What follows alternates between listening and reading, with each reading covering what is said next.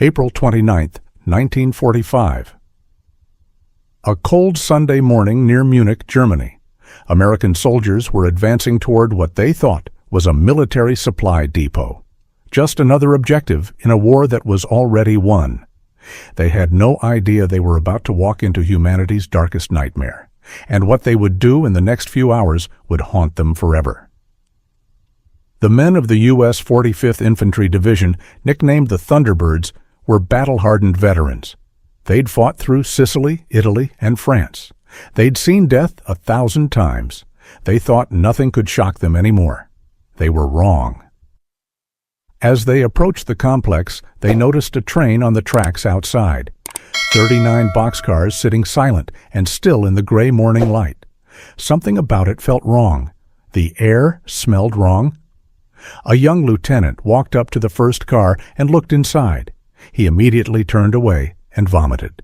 Then he screamed. Inside those boxcars were over 2,000 bodies, men, women, children, skeletons wearing striped rags, stacked on top of each other like cordwood, left to die of starvation, thirst, and exposure. Some of the bodies had bite marks on them. The living had tried to eat the dead. One soldier, a 19-year-old farm boy from Oklahoma, sat down in the mud and sobbed uncontrollably. He couldn't speak. He couldn't move. Another soldier just stared at the bodies with blank eyes, his rifle hanging limp in his hands. But for most of them, the shock quickly transformed into something else. Pure, white-hot rage. They looked toward the watchtowers in the distance. They saw the SS Lightning Bolt insignias. They tightened their grips on their weapons. And in that moment, something inside them snapped. The rules of war, the Geneva Convention, none of it mattered anymore. There was only one thing on their minds: revenge. This is the true story of what happened when American soldiers liberated Dachau concentration camp. The day good men became executioners, the day the line between justice and murder disappeared, and the day a famous general decided that some crimes deserve no trial. The soldiers moved past the death train toward the main gate of the camp. Every step forward revealed new horrors, bodies piled against fences, emaciated prisoners staring at them with hollow eyes, the smell of death everywhere. Lieutenant Colonel Felix Sparks was the commanding officer on the ground. He was trying desperately to maintain order and discipline. He shouted at his men to keep moving, to stay focused, to not look at the carnage. But how could they not look? They reached the gates of Dachau. The camp commandant, Martin Weiss, had already fled like the coward he was. But he'd left behind a young SS lieutenant named Heinrich Wicker and approximately 500 SS guards. Wicker knew the war was over. He knew the Americans were coming. So he did what he thought was the smart thing. He decided to surrender properly, like an officer and a gentleman. He put on his cleanest uniform. He polished his boots until they shined. He walked out carrying a white flag of surrender, expecting to be treated with military courtesy. He expected a salute. He expected respect. He expected to go home after the war. He was about to learn that monsters don't get to surrender. Wicker approached the American lines and announced formally, "I surrender this camp to the United States Army." An American officer looked at this well-fed Nazi standing there in his crisp uniform. Then he looked back at the mountain of corpses behind him, the starving prisoners, the children's bodies. He walked up to Wicker and spit directly in his face. The surrender was not going to be handled by the book. As the Americans entered the camp, absolute chaos erupted. 30,000 skeletal prisoners rushed toward the fences when they saw the American uniforms. They were screaming, crying, laughing. "Americans! Americans!" Some collapsed from the excitement. Others kissed the soldiers' boots. But while the prisoners were celebrating their liberation, the American soldiers were hunting. Near a coal yard on the campgrounds, a group of SS guards attempted to surrender. About 50 of them. They raised their hands high in the air. They shouted in broken English, "Hitler kaput! Hitler finished!" They thought this magic phrase would save their lives. They were wrong. An American lieutenant, believed to be Lieutenant Jack Bushyhead, a Native American officer from Oklahoma, was watching them. His hands were shaking. He had just walked through the crematorium. He'd seen the ovens still full of human ash. He'd seen the hooks where people were hung. He looked at these SS guards standing there, healthy and well-fed, while thousands of innocent people had been starved to death just yards away. He didn't give a verbal order. He simply gestured with his Thompson submachine gun toward the coal yard wall. "Line them up." The SS guards were confused at first. Then I was terrified. They were marched to a brick wall and told to stand in a row. About 50 men, shoulder to shoulder. One of them started shouting in German about the Geneva Convention. Another was crying, begging for mercy in broken English. An American machine gunner, a soldier nicknamed Bird Eye, set up his .30 caliber machine gun on a tripod. The heavy metallic click echoed across the yard as he loaded it. He looked at Lieutenant Bushyhead. The lieutenant nodded. The machine gun opened fire. The sound was deafening, continuous, relentless. It lasted about 10 seconds. When the smoke cleared, all 50 SS guards were on the ground.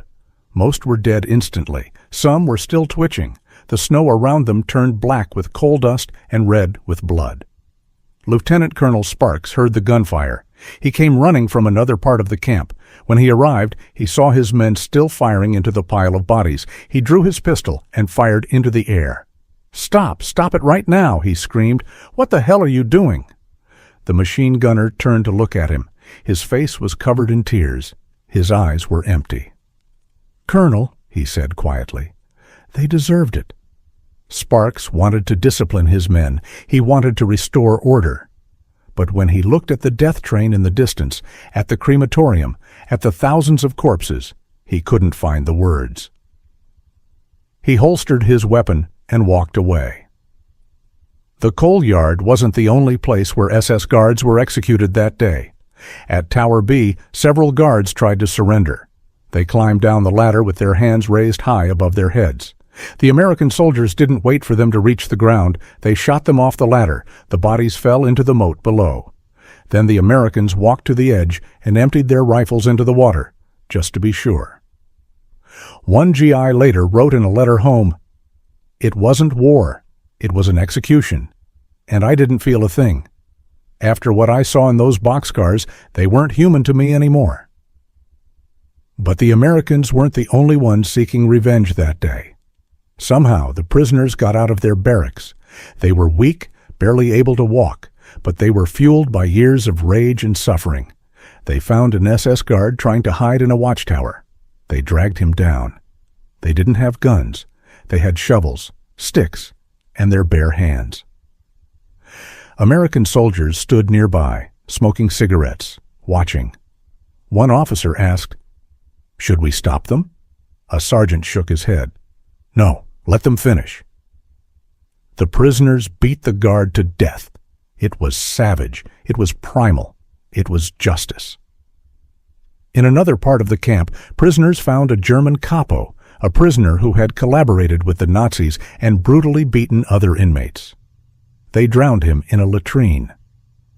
For 1 hour, Dachau was a lawless zone. The victims became the judges, the jury, and the executioners. And the United States Army simply looked the other way. Eventually, order was restored. Lieutenant Colonel Sparks managed to stop the killings. He locked up the surviving SS guards, as much to protect them from his own men as anything else. But the secret couldn't be kept forever.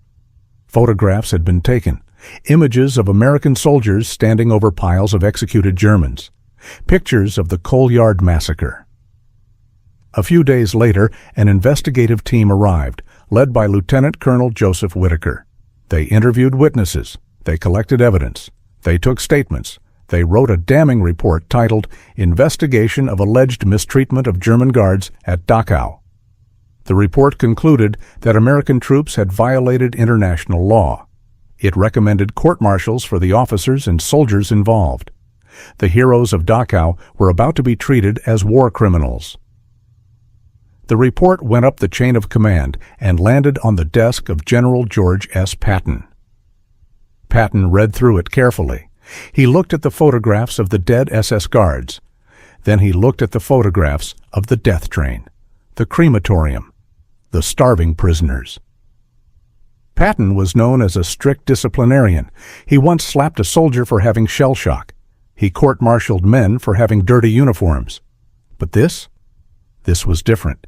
He summoned the investigating officer to his office. "What is this garbage?" Patton asked, holding up the report.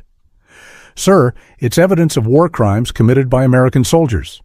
Patton threw the report onto his desk. "War crimes?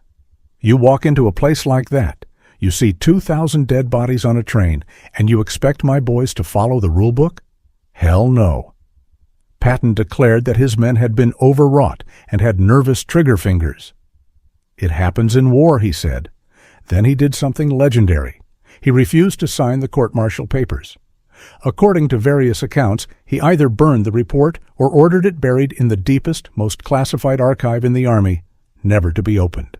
"There will be no trial," Patton said. "The SS got what they deserved." Dismissed. General Dwight Eisenhower, the Supreme Allied Commander, agreed. He understood that putting American heroes on trial for killing Nazi concentration camp guards would destroy morale and look terrible to the world.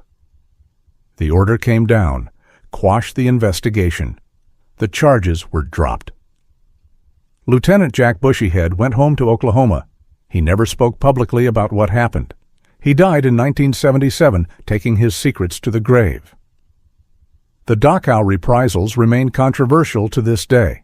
Neo-Nazis and Holocaust deniers point to it and say, "See, the Americans were just as bad." But historians see it differently. This wasn't a planned genocide. This wasn't systematic murder. This was a human reaction to confronting absolute evil. When you see children starving to death, when you see rooms full of bodies, when you see ovens full of human ash, can you remain a professional soldier? Or do you become an avenger? The soldiers of the 45th Infantry Division made their choice. They chose vengeance, and General Patton chose to protect them. Today there is a memorial at Dachau. It honors the tens of thousands of victims who suffered and died there. But there is no memorial for the SS guards who were executed against that coal yard wall. Their bodies were buried in unmarked graves. Their names are forgotten. History has judged them. They were the architects of hell. And on April 29, 1945, they met the consequences. As for the American soldiers, they carried the memory of that day for the rest of their lives. Many tried to forget the executions, but not a single one ever said they regretted pulling the trigger. One veteran said decades later, "I know killing prisoners is wrong, but that day, in that place, it felt like the only right thing to do." This brings us to the hardest question about war and justice. If you had been there that day, if you had seen the death train with your own eyes, if you had walked through the crematorium and seen the ashes of innocent children, would you have pulled the trigger? Be honest with yourself. Let me know your thoughts in the comments below. And if you found this story compelling, make sure you watch my next video about the Ghost Army, the unit that fooled Hitler with inflatable tanks and fake radio broadcasts. Thanks for watching.